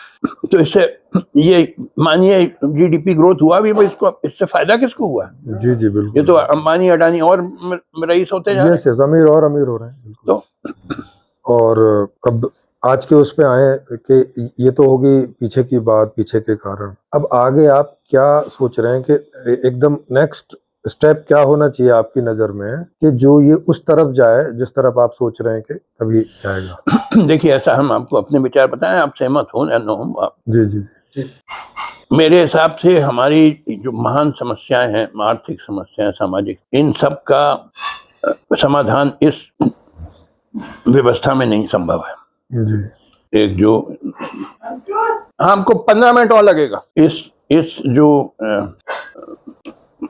व्यवस्था है, कॉन्स्टिट्यूशनल सिस्टम है जी। इसके अंतर्गत इसका कोई, क्योंकि ये हमारा कॉन्स्टिट्यूशन में चलता है डेमोक्रेसी के बेसिस पे, और डेमोक्रेसी चलती जात बिरादरी पे, जो हमको और पिछड़ा रख रही है, ये सामंती शक्तियां हैं। तो इस संवैधानिक संस्था में देश की समस्याओं का समाधान नहीं हो सकता है। हमको संवैधानिक व्यवस्था के से बाहर यानी एक जन क्रांति, पीपल्स रेवोल्यूशन से ही इन समस्याओं का समाधान है, जी जी। जो कि बड़ी कठिन चीज होती है। रेवोल्यूशन कोई आसानी चीज नहीं होती, उसमें बड़ी कुर्बानियां देनी पड़ती हैं। कहा लंबा पहले तो जन संघर्ष चलाना पड़ता है, जो कास्ट और रिलीजन के ऊपर उठ के यूनाइटेड संयुक्त जनता लड़े जी। और उसमें 10-15-20 साल लगते हैं, बड़ी कुर्बानियां देनी पड़ती है। मगर देखिए, हर क्रांति के पहले एक वैचारिक क्रांति आती है। जैसे फॉर एग्जाम्पल 1789 में फ्रेंच रेवोल्यूशन हुआ, जिसने सामंतवाद का विनाश किया फ्रांस में। मेन अचीवमेंट उसका ये था। मगर 1789 के रेवोल्यूशन के पहले कई दशक तक चला था वैचारिक क्रांति, आइडियोलॉजिकल रेवोल्यूशन। जो ग्रेट राइटर्स थे, वोल्टेयर, रूसो और फ्रेंच एनसाइक्लोपीडियस, उन्होंने बड़ा अपने लेखों से करारा प्रहार किया सामंतवाद पे और सामंती व्यवस्था पे, धार्मिक कट्टरता पे। तब जाके क्रांति हुई। यानी बिना वैचारिक क्रांति के असल क्रांति संभव नहीं हो सकती, क्योंकि जो असल क्रांति होती है वो तो होता है बंदूक, बम और गोलियों से होती है। वैचारिक क्रांति होती है विचारों से। इसके जो हथियार होते हैं वो बम और बंदूक नहीं होते हैं, गोलियां नहीं होती हैं, इसके हथियार विचार होते हैं। तो जो असल क्रांति में जो लड़ेगा, देश प्रेमी व्यक्ति लड़ेगा, उसको पहले वो उसको मानना होगा कि हम अच्छे नोबल कॉज के लिए लड़ रहे हैं, अच्छे उद्देश्य के लिए लड़ रहे हैं, तभी तो अपना जान वो खतरे में डालेगा। बिल्कुल। तो वो विचार की क्या नोबल कॉज है, वो वैचारिक क्रांति से दिया जाता है। आप समझे, जो आप बोलते हैं रूसो की राइटिंग पढ़िए, जी जी। तो उन्होंने उनके आइडियाज परमेट किए और आगे बढ़े। तो लिहाजा अभी भारत वैचारिक क्रांति के युग में है जी। अभी असल क्रांति के युग में पहुंचा नहीं है। और इसमें वैचारिक क्रांति के युग में बड़ा भारी योगदान होता है बुद्धिजीवियों का, क्योंकि जो बुद्धिजीवी होती है वो जनता की आंख होती है। बिना बुद्धिजीवी के जनता अंधी होती है। मगर दिक्कत क्या है, भारत में जो तथाकथित बुद्धिजीवी है वो खुद ही अंधे हैं जी। वो क्या रास्ता दिखाएंगे, वो क्या नेतृत्व देंगे आम आदमी को? एक अंधा क्या अंधे को रास्ता दिखा सकता है? नहीं। यहाँ तथाकथित बुद्धिजीवी जो भारत के हैं 99% they are fraud, pseudo intellectuals. कुछ मैंने सतही ज्ञान है, किताबें पढ़ ली हैं और वो उछल कूद मचाए हैं, उन्हीं को लोग सलाम करते हैं। आम जनता को भी समझ तो है नहीं। इन्हीं को तथाकथित बुद्धिजीवी जो हैं, आपके राइटर्स है, मीडिया में हैं, ये सब अपने को दिखावा करते हैं कि मैं बहुत विद्वान आदमी हूँ। तो मैं अक्सर कहता हूँ कि यहाँ जो बुद्धिजीवी वर्ग है भारत का, ये खरगोश का बच्चा, बिल्ली का बच्चा, चूहे का बच्चा जैसा है। क्योंकि ये जो चूहे का बच्चा, बिल्ली को खरगोश का बच्चा होता है, जब पैदा होता है इसकी आंख बंद होती है और कई हफ्तों के बाद खुलती है। तो अभी इन लोगों की आंख ही बंद है और मेरा काम है इनकी आंख खोलना। मैं अभी आम आदमी को संबोधन नहीं कर रहा हूँ। मैं 143 करोड़ की जनता कितनों को मैं संबोधित करूं। बिल्कुल। मैं अभी जो तथाकथित पढ़े लिखे लोग उनको उनकी आंख खोलना, ये मेरा काम है। अच्छा, इसमें एक सवाल और उठता है, इसका मैं थोड़ा डिफरेंस आपसे जानना चाह रहा हूँ। आप जैसे कह रहे हैं कि उन लोगों ने केवल बुकिश नॉलेज ली है, किताबी ज्ञान लिया है, तो जैसे आपने भी किताब पढ़ी है, तो किताब पढ़ने के बाद में आपने और ऐसा क्या किया है जो आप अपने अंदर और उनके अंदर ये डिफरेंस देख पा रहे हैं कि वो केवल किताबी ज्ञान तक है? माने तो पढ़ने के बाद आपने देखिए, पढ़ना जरूरी है। मैं अब 80 साल का हो रहा हूँ, 10 साल की उम्र से मैं रात दिन पढ़ता। अभी मैं रियल पंडित हूँ, मगर पढ़ना काफी नहीं है। किताबी ज्ञान से भरा बिल्कुल कूड़ा भर लिया आपने अगर सिर्फ किताबी ज्ञान। आपको किताबी ज्ञान के अलावा 2-3 चीजें और करनी बहुत जरूरी। एक तो जो आपसे भी विद्वान लोग हैं उनके पास हाथ जोड़ के खड़ा होकर पूछना है, मुझे ज्ञान दीजिए। तो मैंने बहुत लोगों से चर्चा करी जो मुझसे ज्यादा विद्वान थे, अब सब मर गए, they are no longer in this world. और मैंने उनसे सीखा, क्योंकि कई चीजों पे मुझे भी शक था कि किताब में सही लिखा है, मेरे विचार सही हैं कि नहीं। तो उन लोगों से तो discussion with other equally if not more intelligent people is very important. सिर्फ किताब काफी नहीं है, you have to discuss with lot of top level intellectuals. फिर सेल्फ रिफ्लेक्शन भी आपको करना है। किताब में जो लिखा है सही भी हो सकता है, गलत भी हो सकता है। आपको अपनी बुद्धिजीवी भी लगाना कि ये जो लिखा है आखिर किसी ने तो लिखा है।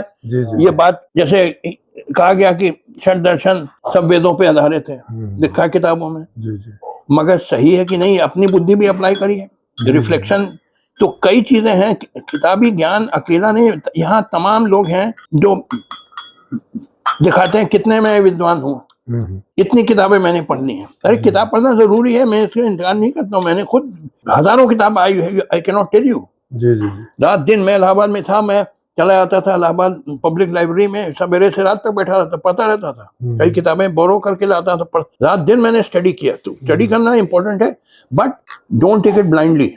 आपको इसको फिर क्वेश्चन करना, फिर उससे किताबों से जो सवाल उठते हैं वो औरों जो आप बुद्धिमान लोग उनसे पूछिए, वो आपको गाइड करेंगे, समझाएंगे, धीरे धीरे आपकी बुद्धि डेवलप करेगी। तो ये आपके सवाल का जवाब। जी। अब इसमें एक सवाल और मुझे आया, वो थोड़ा आपसे पर्सनली रिलेटेड मतलब है नहीं है, लेकिन हो सकता है।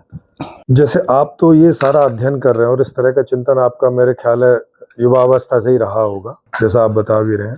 तो आपको ऐसा करके क्यों नहीं लगा कि आप इस लीडरशिप को आप आगे बढ़ाएं, आप जज वाले उस प्रोफेशन में चले गए? और क्योंकि वहां चले गए तो वहां बहुत सारी बाउंडेशन होती हैं कि आप कम से कम इस तरह का तो नहीं कर सकते ओपनली वहां रहते हुए।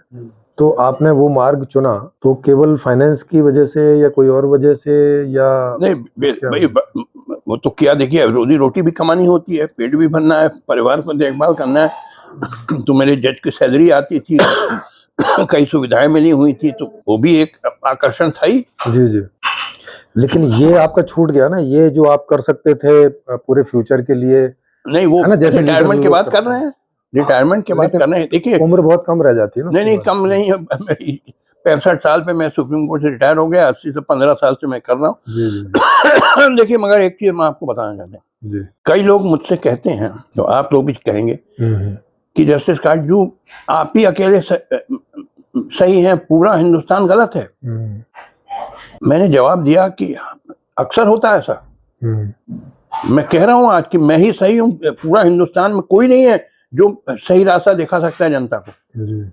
और ये अक्सर होता है। मैं उदाहरण दूं, 1539 में एक व्यक्ति हुआ कोपरनिकस, साइंटिस्ट था, पोलिश जर्मन। जी जी। उसने पहले बार दुनिया में कहा कि पृथ्वी जाती है सूरज के around, not that sun goes around the earth. जो sun goes around the earth वाली थ्योरी, उसको कहते हैं जियोसेंट्रिक थ्योरी, जी जी। कि अर्थ है सेंटर ऑफ यूनिवर्स का, जो बाइबल में लिखा है, जो क्रिश्चियन की किताब, और यूरोप क्रिश्चियन कंट्री, और टोलेमी जो एंशिएंट ग्रीक एस्ट्रोनॉमर था, उसकी भी थ्योरी थी, टोलेमी PTOLEMY, कि it is the sun goes around the अर्थ। और देखने में ऐसी लगता है, सवेरे निकलता है पूरब से सूरज, धीरे धीरे ऊपर चढ़ता है और फिर डूब जाता है, और धीरे धीरे डूबता है पश्चिम में, तो लगता है कि सूरज घूम रहा है। जी जी। देखने से जो प्रत्यक्ष प्रमाण पे आप स्ट्रिक्टली चलेंगे तो भाई ये तो यस यस। उनकी जियोसेंट्रिक थ्योरी उसने साबित किया। उसने एक अपनी लेख लिखा बड़ा लंबा, वैज्ञानिक, उसमें डेमोन्स्ट्रेट किया कि नहीं, it is the sun which goes around the earth, sorry it is the earth which goes around the sun, जिसको कहते हैं हेलियोसेंट्रिक थ्योरी। तो हाँ आ रहे हैं, 10 मिनट हमको और लगेगा। तो उसने ये पहले बार आया, he was the only person correct, the whole world was wrong जी। बल्कि ये 1533 में लिखा शायद उसने, उस ग्रंथ का नाम मैं भूल रहा हूँ। और उसके 90 साल बाद 1633 में गैलीलियो, जो बहुत बड़ा साइंटिस्ट था इटली का, उसने कहा कि कोपरनिकस की बात सही है। सही है जी। अगर अच्छा, ऐसा कहना उस जमाने में बड़ा खतरनाक होता था, बिल्कुल बिल्कुल। क्योंकि बाइबल के खिलाफ बोलना, पूरा बाइबल के खिलाफ वेरी, उस पे आपको पकड़ के you would be burned at the stake, जला देते थे इंक्विजिशन में। जी जी जी। इट वॉज वेरी डेंजरस, सब डरते थे। कई लोग साइंटिस्ट ने पढ़ा हो, मान गए कोपरनिकस की बात, मगर बोलते नहीं, डर के मारे। जी जी। उसने बोल दिया। 90 साल बाद उस लेख, कोपरनिकस के लेख के 90 साल बाद उसने कहा कि बात सही है, तो उसको पकड़ के जलाने वाले थे। तो उसने फिर टुक हिज स्टेटमेंट बैक कि नहीं कोपरनिकस गलत था, जान बचाने के लिए। आज सारी दुनिया मानती है कि कोपरनिकस की बात सही। अब क्या मतलब इसका? इसके मतलब ऐसे मौके होते हैं जब एक ही इंसान सही होता है, पूरी दुनिया गलत होती है। जी जी बिल्कुल हो सकता तो ये ना कहिए कि जस्टिस काटजू आप अपने को समझते हैं आप ही सही हैं, बाकी गलत। मैंने कहा देखो, ये सवाल ना पूछो, ये पूछो कि मेरी बात गलत कहाँ है, तुम अपने तर्क दो। है, मैंने अपने तर्क दिए, अगर तुम समझते मेरा तर्क गलत है, तुम अपना तर्क दो। ये ना कहो कि आप ही सही है, सारा हिंदुस्तान गलत। मैंने कहा हाँ, it is true, I alone am correct, whole of the country is wrong. बताइए कौन जो मेरी बात जो कहता है, कोई कह रहा है हिंदुस्तान में? कोई नहीं कहता है कि क्रांति से ही समाधान होगा भारत के समस्याओं का। हमको मिले थे कुछ दिन पहले ये मणिशंकर अय्यर साहब, कांग्रेस के से निकाले गए हैं, ऑलमोस्ट निकाले गए हैं, अलग कर दिए गए हैं, निकाले नहीं गए। तो वो एक इफ्तार डिनर में मुझे बुलाया, इफ्तार पार्टी में वो भी आए थे। तो वो कहने लगे, मैंने अपने भाषण में कहा, मेरे फेसबुक पे है मेरा भाषण, कि क्रांति से ही समाधान होगा, ये डेमोक्रेसी नहीं। मेरे बाद वो बोले नहीं, डेमोक्रेसी ही चाहिए, क्रांति नहीं चाहिए। मैंने उनसे पूछा कि देखो, आप डेमोक्रेसी कर रहे हैं, डेमोक्रेसी चलती तो बिरादरी पे चलती है, कास्ट तो कम्युनिज्म पे चलती है। वो असली में अटैक कर रहे थे बीजेपी को, कि बीजेपी बहुत कम्युनल पार्टी हो गई है। तो मैंने कहा, जब कांग्रेस पार्टी थी, आप क्या मुसलमानों के बड़े प्रेमी थे? आपको तुम उनकी वोट चाहिए थी। आपका सेक्युलरिज्म जो था बिल्कुल सतही था, इट इज नॉट कि कोई आपको प्रेम है मुसलमान, आपको तो उनका वोट चाहिए था। तो वो डेमोक्रेसी करने लगे। मैंने कहा ठीक है, मगर डेमोक्रेसी यहाँ mean in India as it is practice, उसकी बात करिए, जी, जनरल practice। इन हाँ, वो एब्स्ट्रैक्ट में बात करिए, किताबों में क्या लिखा हुआ है उससे क्या उससे नहीं कैसे प्रैक्टिस होता है। Yes yes it is caste and communal vote banks. Practice तो कोई डेमोक्रेसी जैसी है नहीं है, वो तो बिल्कुल सही कह रहे हैं। मैंने कहा हम लोग लायक नहीं है, आपके आम आदमी का दिमाग विकसित ही नहीं है। मैंने कहा बच्चों जैसा दिमाग है और खोपड़े में जातिवाद और सांप्रदायिकता भरी हुई है। जी जी transform India into a modern industrial giant जैसे चाइना हो गया, क्योंकि जब तक वो हम नहीं करेंगे कभी गरीबी, बेरोजगारी, भुखमरी ये सबसे निजात नहीं पा सकेंगे। तो कैसे वो किया जाए ये सवाल है, और मेरे हिसाब से ये बगैर क्रांति के नहीं हो पाएगा। ये मौजूदा जो संवैधानिक संस्था है, व्यवस्था, संवैधानिक व्यवस्था, इसके अंतर्गत ये संभव नहीं।